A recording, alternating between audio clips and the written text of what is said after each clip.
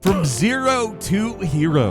A lot of games really give you that experience, and I have arrived at the conclusion that a bad day is just a bad day, and it doesn't mean your whole life is done. well, I'm not going to waste a lot of time here. That's what I want to talk about. Hi, folks. It's Falcon, and today on gameranx, 10 games where you rise from nothing to powerful. Starting off with number 10, it's Kingdom Come Deliverance. If you want a series where you start off as a total chump, working your way up from literally nothing, the Kingdom Come games are what you're looking for. In the first game, you start off as a literal peasant who can't swing a sword, can't even read, and you basically spend the entire game getting up to the point where you're just about equal to your average Elder Scrolls protagonist at minute 1. So it's less a rags to riches and more rags to slightly better rags. But hey, in the world of Kingdom Come Deliverance, that's kind of powerful, you know? The sequel starts off on slightly better footing. You can still read, but otherwise does eliminate all your gains from the previous game in a pretty clever way by having Henry get ambushed, shot with an arrow, and humiliated in the opening hours, and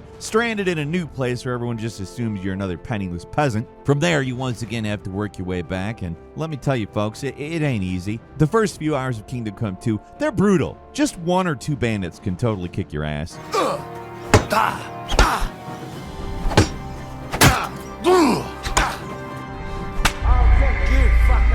You'll fail at every skill check you try. Sneaking's a disaster. You suck at everything. The only way to get better is through practice and playing as cautiously as possible. Eventually you start to get better, but it's slow. You do go from the chump with nothing to a fully decked out knight taking on entire camps of enemies single-handedly. The difference is that what you do at the start of the game compared to the end is night and day. You're still not that strong compared to your average video game protagonist, but you feel much more empowered in these games because you know where you started, and every level up and progression update really, it's meaningful. I'll shoot you an extra arsehole!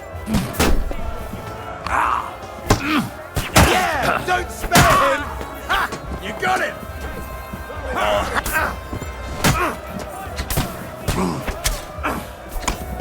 Slice him up! True blood, yeah!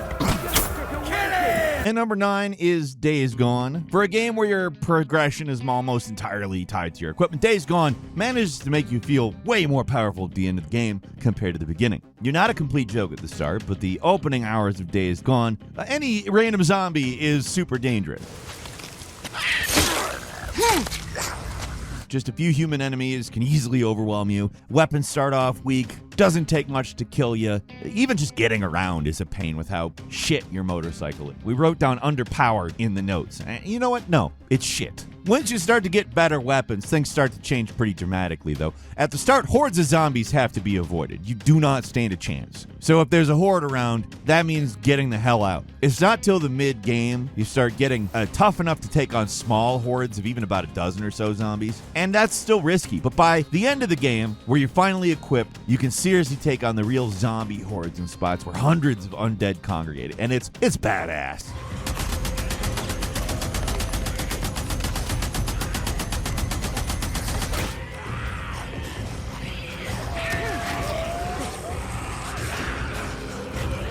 These are the highlights of the frickin' game. They're a perfect example of how far you've come. You start out with a piddly little pistol, and now you're going full-on Rambo with a light machine gun, tossing satchel charges full of explosives around like it's no big deal. The gulf between where you start and where you end up in Days Gone is massive, especially compared to other open-world zombie games, you know?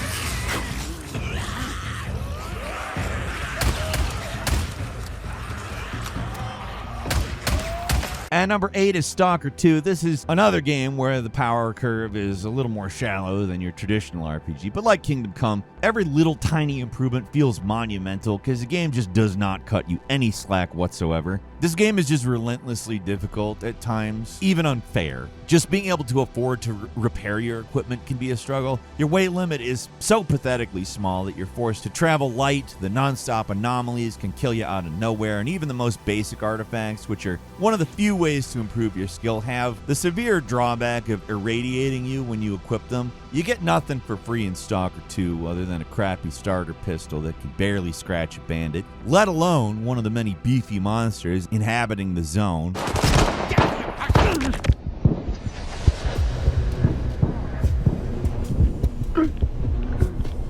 Everything's dangerous. 1 or 2 bandits, that's enough. And if a monster tries to kill you, it's just run. Seriously, monsters in Stalker 2 drop nothing when they die, so killing them is just a net negative on resources.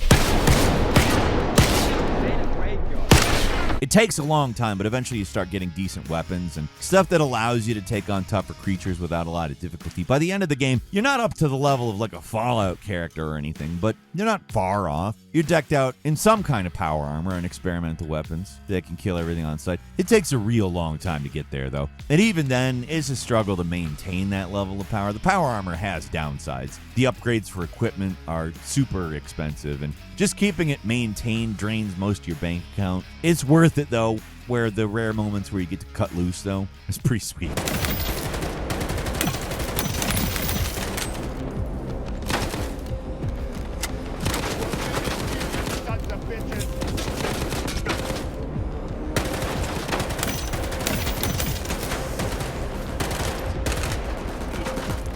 And number 7 is Enderall. I was thinking about putting Elder Scrolls on this list, but I think there's a better example. The Total Conversion mod for Skyrim, which uses the same base elements of the game, but in terms of progression, it's significantly more challenging. If you've played Skyrim recently, you know what progression looks like. You're a freed convict at the start of the game. You're not really in that much danger other than the dragon. The game's kind of designed to get you away from that situation, though. So, Enderall, however, even something as basic as a wolf can and will kill the shit out of you.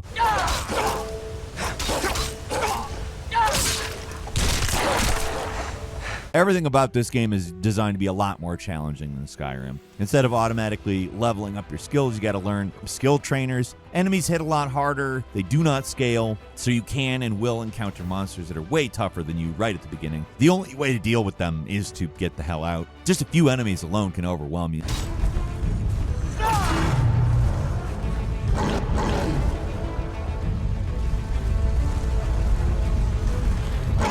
So, like, in the opening hours, stick to the main story, do side quests in the safety of villages where all you have to do is talk to people. If you played particularly difficult RPGs like the Gothic games or really anything from Piranha Bytes, RIP, but I don't know, the Elex games just made me mad. Whatever. Gothic gang. Anyway, start of the game is spent accumulating money and resources to improve survivability. One big change from standard Skyrim is you can't rely on magic to save you.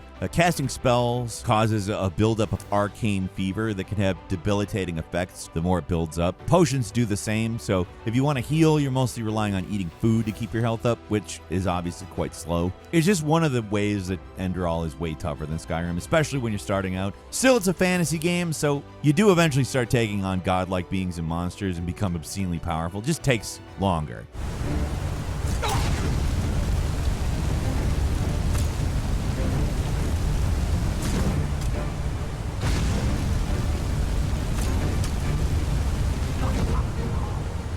Moving on to 6, it's Mountain Blade 2 Bannerlord. This game, a little more sandboxy than the other games in this list, but it does give players the option to start with literally nothing and go all the way up to the Emperor of the online continent. While there is a story campaign to follow, this is more of a game where you can do whatever and make your own fun. So there's a lot of different options for your character, who they are, what they are. You can be a noble, you can be a thief, relatively rich man, or somebody with absolutely nothing. And if you really want to experience the full breadth of what the game has to offer, starting with basically nothing, that's the way to go. The goal here is to build up a war band, increase your renown, getting good with the local lords, and eventually become one yourself. You can start with just yourself, eventually work up to hiring a few allies, then to a full-blown war band, and eventually lead an army. Attack!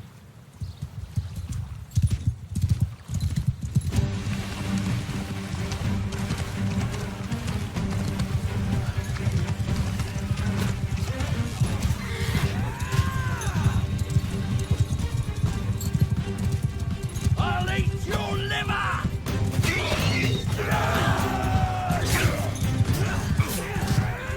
There's a lot of different routes to conquest. It's almost like a civilization strategy game, just more basic, mixed in with real-time combat and RPG elements. And yeah, there's no point in trying to explain exactly what it is. It's Mount & Blade 2, that's what you need to know. What's different here is you don't just become more physically powerful in the game. You gain significant political power as well. You go from being a nobody to controlling an entire country. You're in charge of entire armies, that kind of thing. It's a different kind of power than you normally get in these games, but like, it is satisfying.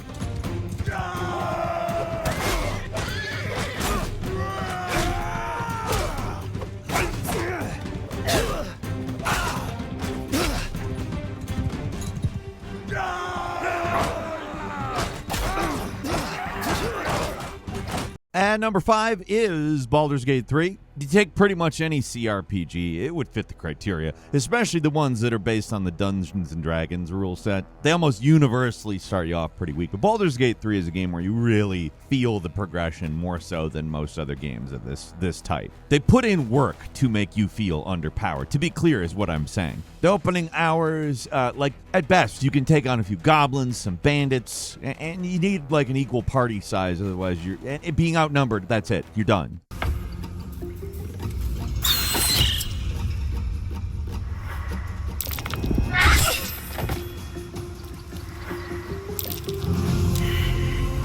It's done. In Act 1, anything feels dangerous. You really feel like there's a ticking clock counting down to your doom. And even though that's mostly just smoke and mirrors, the first time you're playing through the game, the tension is so thick you can cut it with a knife. It takes a lot to get past those opening hours where every battle is a life or death struggle. Even once you're past that, there's still the massive difficulty spikes to worry about every once in a while as well. One big difference with Baldur's Gate 3 compared to other CRPGs is it's not just leveling up that makes you feel more powerful. It's how you slowly begin to learn tricks and like little things that make the game easier for yourself. You start figuring out which spells to exploit and ways to ambush enemies that completely neuter them. Getting good at the game isn't just about increasing stats. It's about figuring out how everything works together and using it to your advantage. It's how you're able to take on enemies that are significantly tougher than you and still come out on the other side unscathed, more or less. Enemies that would have been impossible 20 hours ago aren't just possible by the end game. You can easily smack them down if you know the right spells to cast and the right weapons and abilities to use. Yeah, it's impressive that you were fighting bugbears at the start of the game and now you're taking on dragons, but what really makes you feel powerful is you know all of the tricks to make the dragon not just beatable, but easy. Knowledge is what makes you feel more powerful in Baldur's Gate 3, and honestly, that's more satisfying than just hitting the level cap, you know?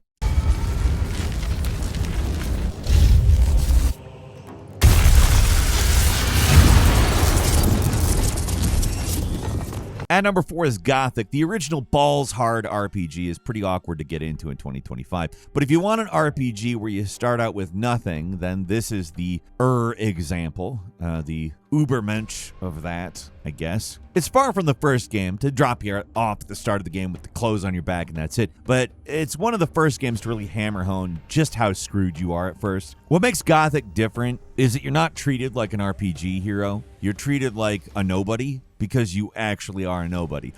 I'm Diego. I'm not interested in who you are. You've just arrived. I look after the new arrivals.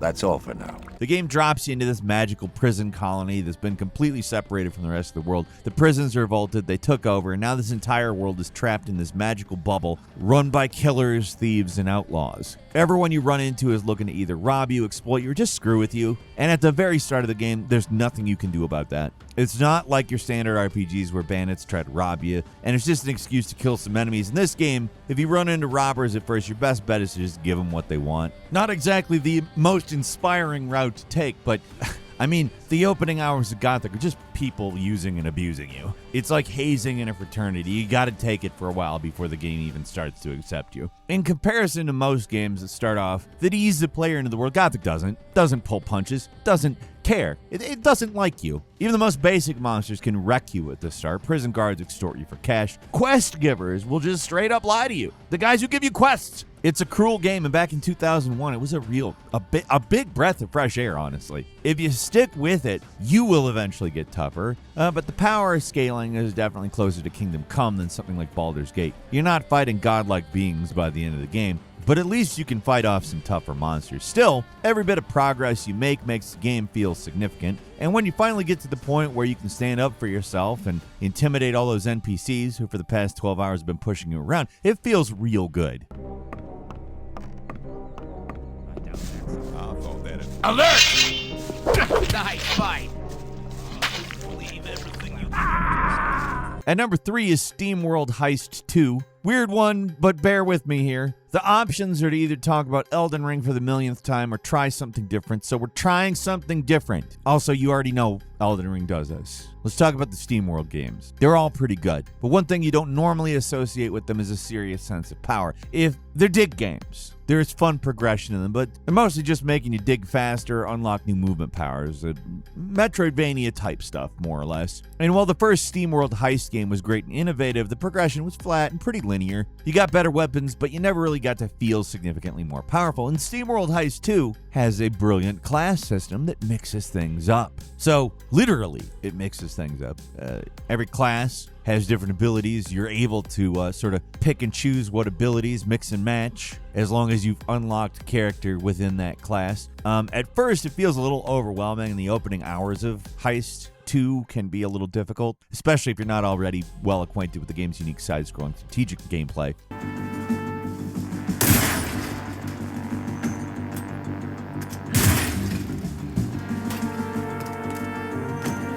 It does take a while, but soon you start to learn powerful synergies for each character, and in time you can turn them into squishy, barely functional junk bots and, you know, what you are at the beginning to the unstoppable killing machines, clearing out entire maps just on a single turn. By the end of the game, you're rolling with an entire squad of overpowered, unstoppable specialists that have pinpoint accuracy. They can bounce shots from basically anywhere on the map. They can run anywhere and take multiple actions every turn, while also building up a damage multiplier that'll kill even the toughest enemies in one hit. I've never played a strategy game that lets you be this broken, yet it somehow feels intentional because enemies by the end of the game are just nuts. They're no joke. The devs behind this one knew the truth of strategy games. People love to min-max, and they made a central element of this game that, and it, oh man, is it fantastic. It really works.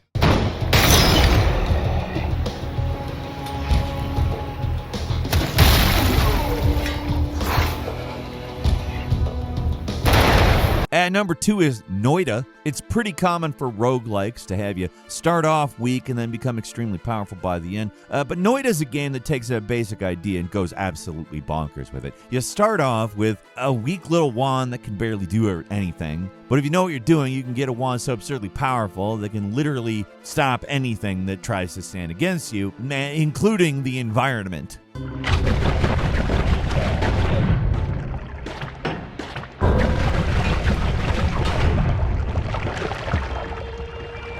This is one of those games where knowledge is just as important as power, though. You learn all the tricks to survive just as much as getting more powerful the old-fashioned way. The thing with Noita is that everything's simulated and everything breaks, which can cause all kinds of Rube Goldberg-like chaos. It's Spelunky on steroids, where some random magic stray shock can cause a chain reaction that, at least at first, you never see coming. The complexity of the situation it's what makes the game difficult but also fascinating, and once you learn to bend the world to your will, it all becomes so much easier.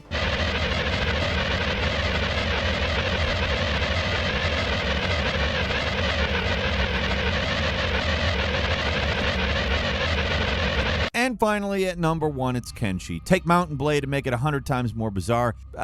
You know what? Do that with the punishment as well. It's 100 times more bizarre and punishing. That gives you Kenshi, though. One of the strangest and most fascinating sandbox games out there. It's a game where there's no real goal, there's no campaign or anything. You just create a character, drop into the world, and see what happens. Most of the time, that means you're going to get beaten up, robbed, left for dead, blah, blah, blah.